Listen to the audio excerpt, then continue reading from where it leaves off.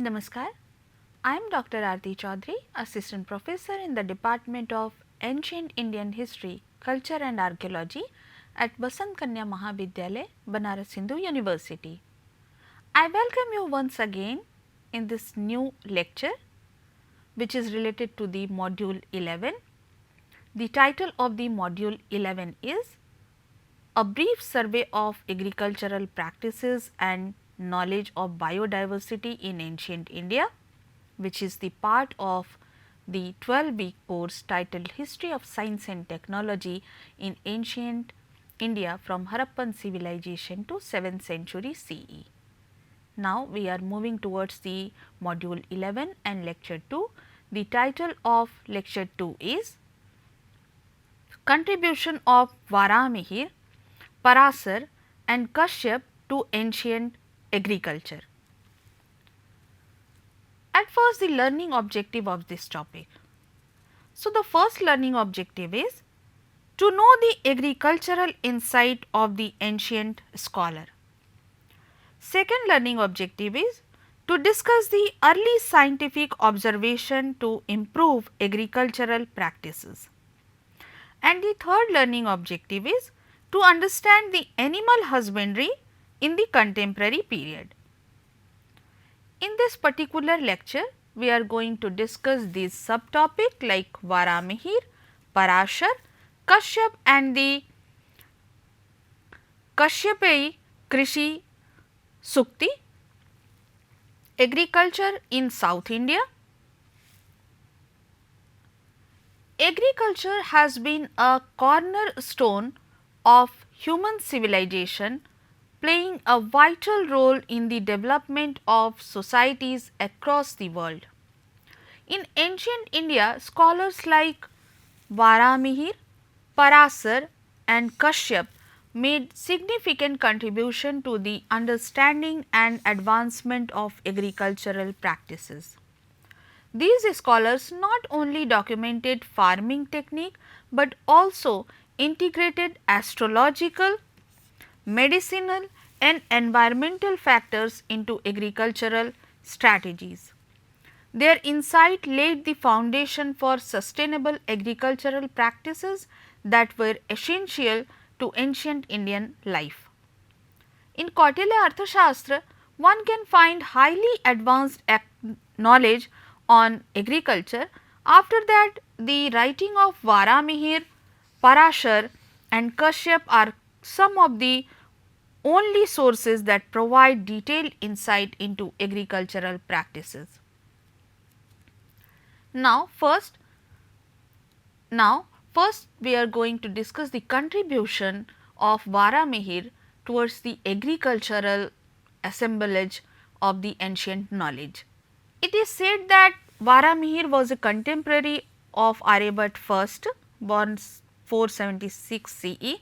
The work written by Varahamihira, the Brihat Samhita, is a highly renowned text in Sanskrit. This extensive work contains 105 chapters and 4000 verses.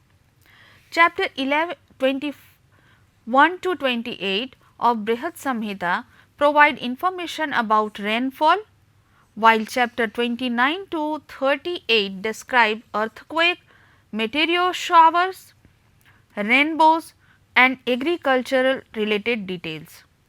Chapter 53 discuss underground water sources and chapter 60 to 66 describe animals such as cow, horses, elephant and goat.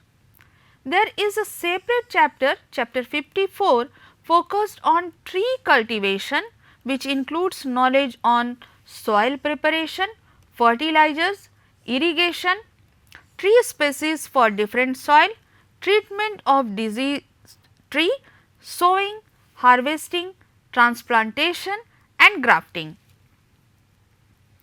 Parāśara.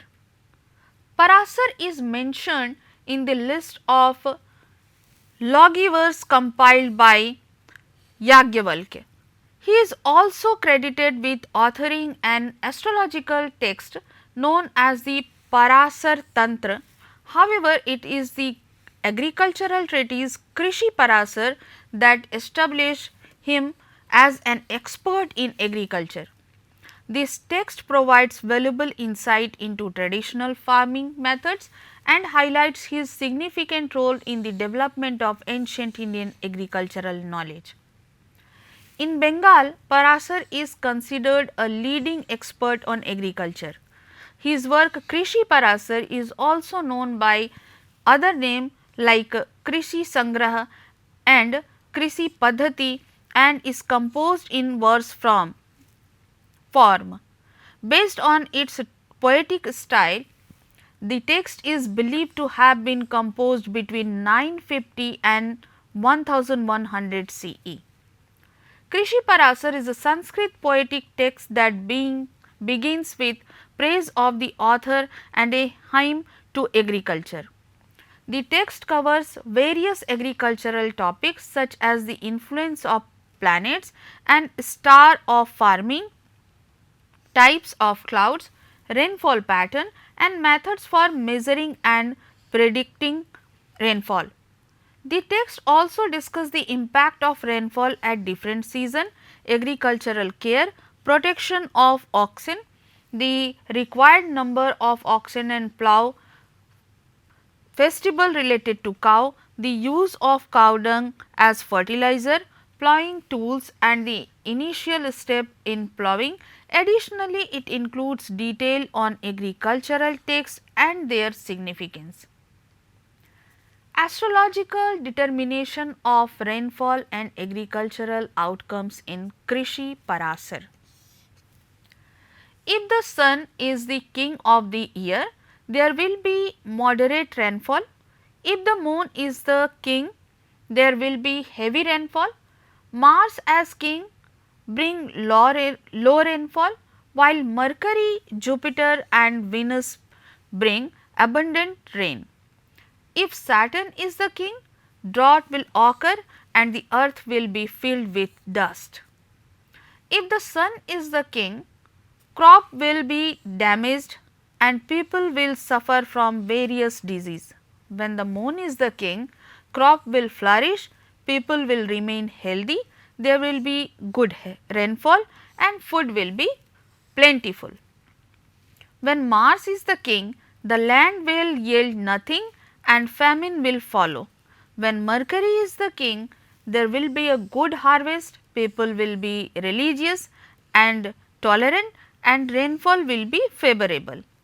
When Jupiter is the king, food will be abundant and the wealth and prosperity of rulers will increase steadily. If Venus become the king, the crops will be good, but the year will also be marked by disturbance such as war, storm, excessive rainfall, contagious disease. When Saturn is the king, rainfall will be scarce and continuous storm will prevail. So, in this information, in this description in which we found in Krishi Parāśara, there is a deep connection between the agricultural practices and the movement of the planets, and the movement of the planets just affect the whole agricultural process, and on the basis of sun, moon, Venus, Jupiter, their position, their movement will also describe the process of the agriculture and the production related to the agriculture. Their movement affect the universal climate position, and this was the reason where Krishi Parāśara mentioned that if the movement of that particular planets vary, then the agriculture will also vary. The movement is directly related to the climate and climate is directly related to the agricultural outcomes. Now, types of clouds and their influence.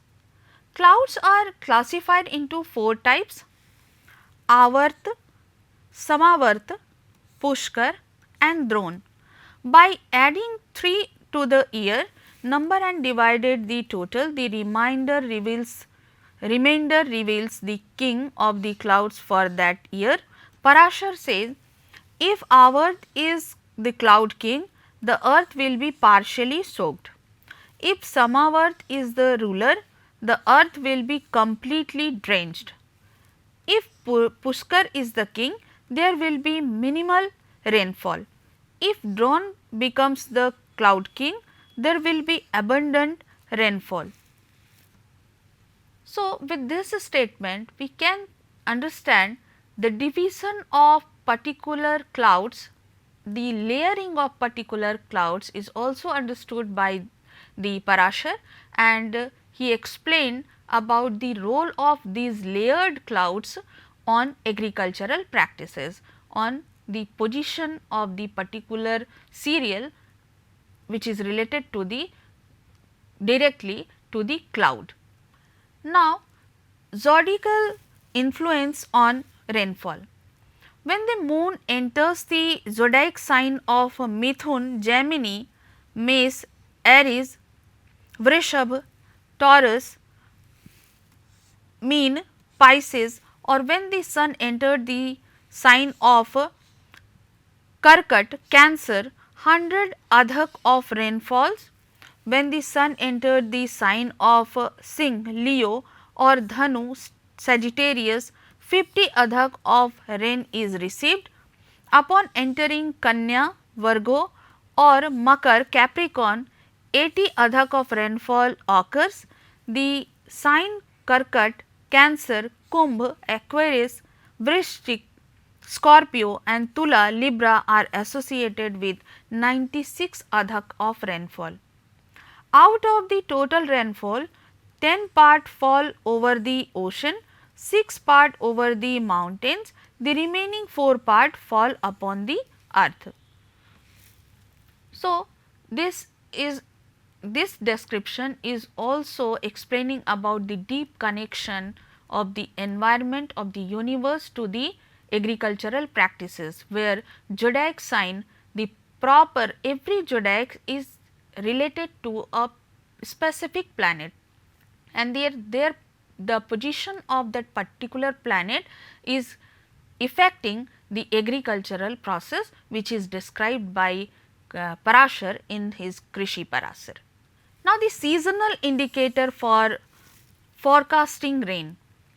In the month of Push, the rainfall occurring at intervals of 2.5 days is used to estimate the rainfall for the entire year.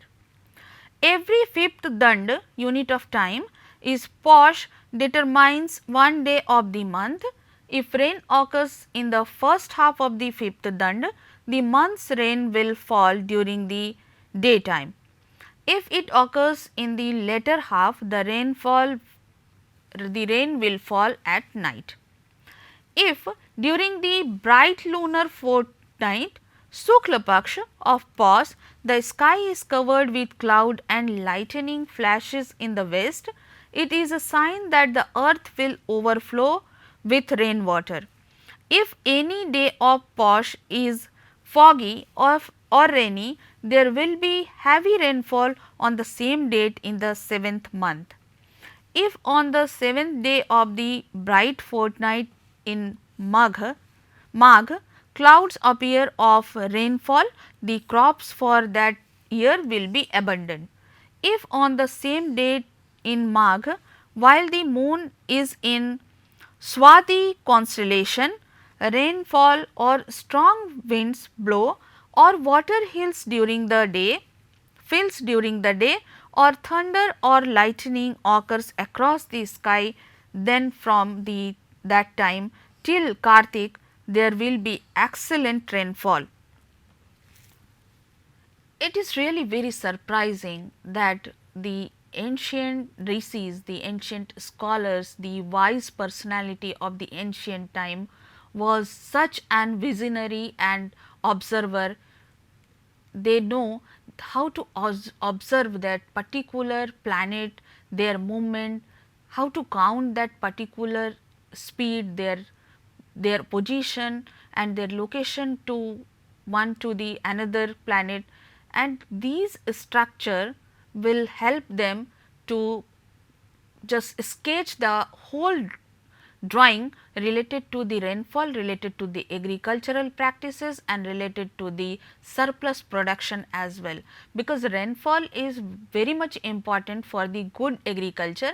So, they deeply studied the whole structure of rainfall, which is directly related to the position of different star and planet, and that is mentioned by the Parāśara. If on the 7th day of the bright fortnight of Magh and Phagun, or the 3rd day of the bright fortnight of Chaitra and Vaisakh, there are strong wind and lightning accompanied by rain, then that year the earth will receive ample rainfall and grain will be abundant. If eastern wind blow during Asad, it indicates good rainfall. It is rain on the 9th day of the bright fortnight. There will be a good rainfall throughout the year. If it rain in the Shravan month when the moon is in the Rohini constellation, then rainfall will continue up to the 11th day of the bright fortnight in Kartik. However, if the moon is not in Rohini, then calamities will occur across the earth. So, these kind of information is very important in terms to understand the universal connection with the scholars of ancient period. Parāśara gave detailed explanation regarding the rainwater and their effect on the agriculture at the contemporary period, and it is still relevant. It shows that at that time of period, when the scientific instrument was very much in the limited position, but on the basis of their wise mindset, on the basis of their deep observation and on the basis of their own instrument whatever they made at that time of period, they gave such an scientific explanation regarding the particular time period and the agricultural practices at that time period, which is still continuing, which is still relevant in the modern scientific era. It is really very much surprising. Proper conduct and responsibility in agriculture. The scholar states that the responsibilities of managing the household should be assigned to the father, while the internal affairs of the home should be given to the mother. A trustworthy and like-minded people may be appointed for livestock care, but all agricultural work must be personally overseen by the farmer. This is because cow, archery skills, a wife and a kingdom, these four can be ruined even by momentary negligence. Capable individuals should direct their attention towards agriculture as it brings prosperity to the nation. Only the weak resort to begging. A good farmer guards his livestock, personally inspects his fields, understands the right time for rainfall and harvest, preserve good quality seeds and remain free from laziness. Such a person yield all kind of crops and never become discouraged. On an auspicious day in the month of Magh, one should worship the manure pits and then turn the compost with a spade. Afterward, it should be dried and powdered. In the month of Phalgun, this compost should be filled into pits and later spread in the field at the time of sowing. Although paddy can grow without manure, it does not produce grain. Farmers should continue plowing their field without pause, otherwise the yoke kand will break. Field should be plowed once, thrice or 5 times, once for success, thrice for a good crop and 5 times for an abundant yield. Those farmers who ignore auspicious time and farm at will, their entire agriculture effort fails. If sowing is done in Magh, the earth yield good, in Phalgun silver, in Chaitra copper. Guidelines for sowing and harvesting. Vaisakh is the best month for sowing seeds, followed by Jyeshtha. Asad is unfavorable and Shravan is the worst. For crop needing later transplantation, Asad is the ideal month, whereas Shravan and Bhadrapad are unsuitable. Avoid sowing or planting on Mondays, Wednesday and Friday. Sowing on Tuesday attracts rats. Saturday are pest free. Do not sow on the 4th, 9th or 14th tithi of the bright fortnight. The seeds of rice are of two types, one for sowing and the other for transplanting. Healthy seeds should be used for sowing and only young plants should be transplanted, as fully grown plants do not produce seeds. If transplantation is done in the month of Shravan, a gap of 1 hand width should be maintained between two plants. When transplantation is done in Bhado, this gap should be half of hand's width and 4 times with a finger. One Chauva in the Asad and Shravan month, thinning should be done. Early thinning can hinder the growth of the plant. In marshy area, thinning, transplantation or fertilization is unnecessary. Only grass and twigs need clearing. Weeding is crucial after transplantation. If done in Sawan and Bhado, it doubles the yield. Even if grass regrows later, farmers must weed the right time for a good yield. Thus, these practices demonstrate Parāśara's deep understanding of agriculture. He calculated water measurement and cloud type, described the use of the plough and provided detailed knowledge about livestock care, field management and crop cultivation. His agricultural insights were advanced for their time and continue to inspire farmers today.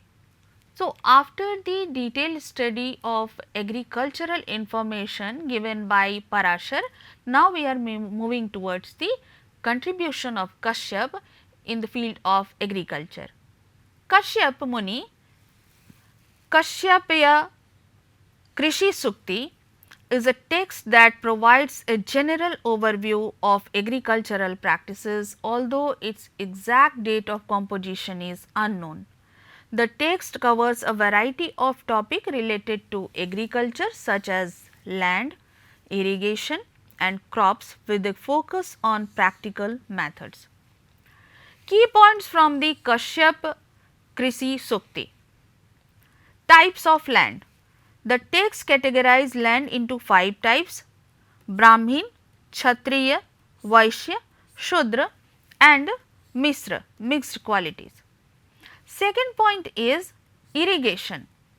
First he talked about the land, second he talked about the irrigation, which is very much important in terms to found the surplus production. It discussed the use of ponds, canals, well for irrigation. Canals are described as being 4 to 10 hand wide, with instruction to avoid digging them in soft soil. Wells are to be constructed using bricks and the method of drawing water from them is also explained. Now about crops. Rice, sali is the main crop along with various dal, lentils, vegetable like cucumber, eggplant, bottle gourd and chili, and species such as turmeric, ginger, cardamom, black pepper and coriander. Fruits and sugarcane. The text mention the cultivation of fruits like mango, guava, date, coconut, banana and grapes, as well as the cultivation of sugarcane. Cultivation technique.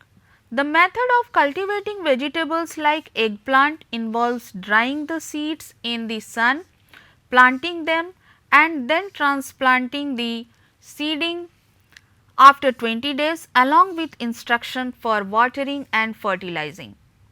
Overall, the Kasyap Krishi Sukti provide practical agricultural knowledge for ancient Indian farmers, demonstrating an understanding of crop cultivation, land management and irrigation techniques.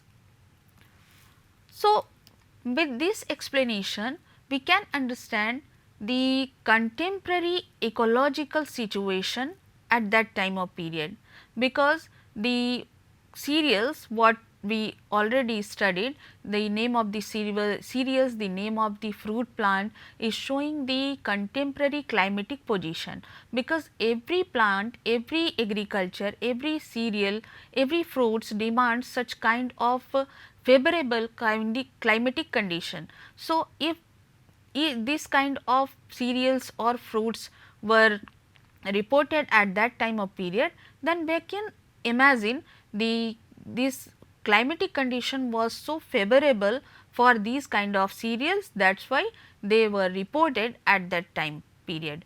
So, in terms to understand the reconstruction of a particular climate, this kind of botanical study, this kind of agricultural study is very helpful for us. Agriculture in South India. During the Sangam period, South India's economy was based on agriculture, animal husbandry, cottage industry and trade. In the post Sangam period, South India gained political prominence and economic prosperity under powerful dynasties like the Rashtrakoot, Pallav, Chalukya and Chol, paralleling the northern Gupta golden age. A considerable amount of material is available about post Sangam South India, which reveal that most of the population lived in village and primarily engaged in agriculture. Owning lands was considered a mark of respectability. There were two types of landowners. Large landowners cultivated their land with the help of laborers. Small landowners, for instance, the peasants, cultivated the land themselves. Classification of land. Land was divided into several categories such as black soil, red soil, irrigated, unirrigated, orchards, barren and fallow lands. Unirrigated land depends on rainfall. Taxes were levied according to the quality and type of land. According to the Chol inscription, land was divided into three main categories. The first category was Vellanvagai land, where the owners themselves were the cultivators. The second category includes Jivita, Kani, Bhog and Vritti type of land, which were granted in return for service. These were often given to cultivators as a reward for their labor and sometimes to soldiers as compensation for military service. The third category comprised land granted for religious and charitable purpose. Land given to the Brahmins were known as Brahmadeya. Those granted to temples were called Devadan, and lands allotted to almhouses of community kitchens were referred to as Salbhog. During this period, the government incentivized agriculture focusing on irrigation system. South Indian rulers also prioritized irrigation, construction canal from rivers to ensure a steady water supply. Notable Chol irrigation works include the Chol Varidhi, Kalimneri, Solapuram and Bahur Varidhi. Additionally, those cultivating barren or forest land for the first time were exempt from land taxes until the profit double the initial investment, as stated in the Sukraniti Sar. This policy emphasized supporting new agriculture while ensuring sustainability and profitability. Information regarding the crops. In South India, a variety of food crops jowar, bajra, rice, pulses, cotton, sugarcane and other produce, fruits, flowers, vegetable species were grown. The main crops is in gardens and forests were coconut, betel leaves and areca nut. Arab travelers noted that jowar and bajra were grown in Karnataka, rice, coconut and areca nut in Konkan and sandalwood, teak and ebony in Mysore. Coconut was a major crop in South India, often referred to as the Kalpa Vriksha, wishing fulfillment tree. Marco Polo mentioned the abundance of ginger and cinnamon in the Pandya kingdom. Yakut wrote that camphor grew on the slope of the hill between Kollam and Madurai. Ibn Said noted that presence of black pepper, whereas sandalwood was grown in the Malay hills and indigo was cultivated in Kollam. Now information regarding the irrigation. According to the Abhidhantarantmala, fertile clay, black and red soil irrigated by rivers are mentioned. The classification include barren lands, fallow lands, desert and shadow. Additionally, the Chol king constructed numerous dams along the Kaveri river. Additionally, the Chol king constructed numerous dams along the Kaveri river. A dam built near the Srirangam island was 1240 meter long and 12 to 18 meter wide, along with several tanks. Pallav king Mahendravarman constructed a large reservoir called Mahendravadi. The Bhim Samudra found in also mentioned in Mahbubnagar. The Chaitya tank was quite large, still spanning 5 to 6 square miles. Agricultural yields. The Chol inscription of Rajendra Chol at Chidambaram indicates that 500 kalam of rice were produced in 44 valley of land. Irrigated lands yield more crops than the dry lands. In 1006 CE, a valley of land in Tanjore was sold for 10 kalanju of gold, while in 1073 CE, a valley of land in Kanchipuram was sold over 20 kashu. In 1133 CE, the value of one valley in Tiruchirappalli was 22.5 kashu. Now information regarding animal husbandry. Cattle headers and spears raised livestock. There were grazing land provided by the rulers from time to time. Professionals pastoralism community moved from village to village, herding animals in farmers' field to enhance soil fertility in exchange of for grain. In addition to milk and curd, wool was also obtained from animals. Animal manure was used as fertilizer. In the Chol Empire in 921 CE, the price of 9 sheep was 1 kashu, while in 1136 CE, a cow was valued at 15 kashu. Taxes were also levied on livestock. Famine and floods.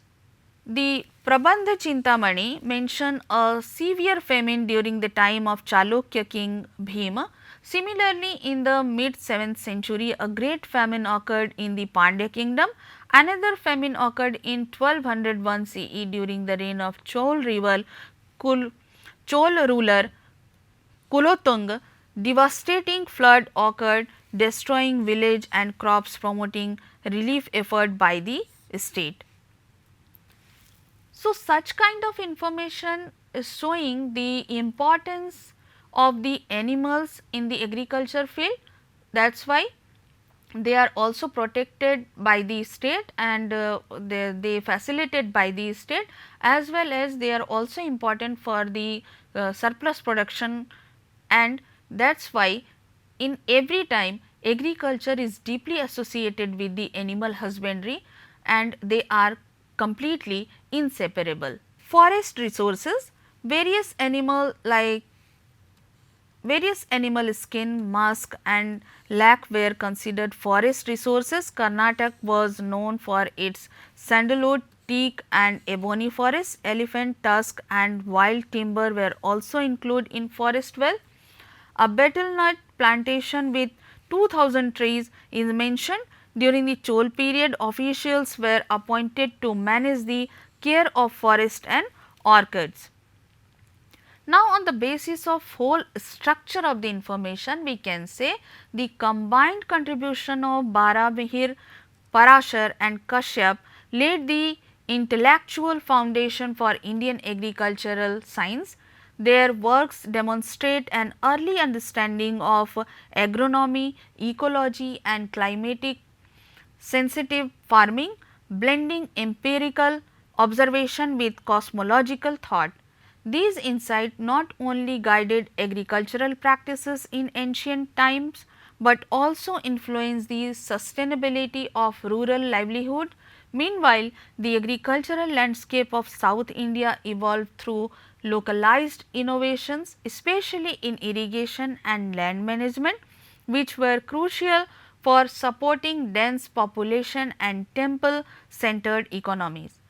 The integration of northern theoretical knowledge with southern practical advancement showcase the dynamics and regionality adaptive nature of Indian agriculture. Together, these contributions underscore the depth and diversity of India's agricultural heritage, where science, spirituality and environment awareness were seamlessly intervened. So, on the basis of the whole structure of this particular lecture, we can say the agricultural science, what mentioned by Parashara, Kasyapa and Varahamihira, is deeply associated with the awareness of the particular universal activities like the planet activity, their movement, their speed and their connection to each other. This whole structure is mentioned by these scholars because they just gave their